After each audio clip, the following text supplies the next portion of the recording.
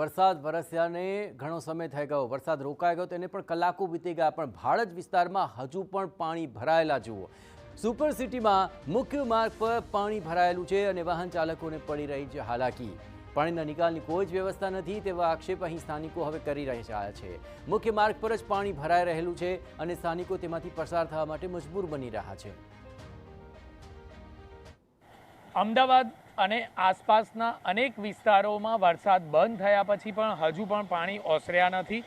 ભાડજ વિસ્તારના આ દ્રશ્યો છે કે જ્યાં સુપર સિટી પાસે જે મુખ્ય માર્ગ છે તે મુખ્ય માર્ગ પર પાણી ભરાયેલા જોવા મળી રહ્યા છે। કોઈ પણ પ્રકારે પાણીના નિકાલ માટેની કોઈ વ્યવસ્થા અહીંયા કરવામાં આવી નથી, જેના કારણે નાગરિકોને હેરાન પરેશાન થવાનો વારો આવી રહ્યો છે। વાહન ચાલકો મહદઅંશે હેરાન પરેશાન થતા હોય તે પ્રકારના દ્રશ્યો જોવા મળી રહ્યા છે।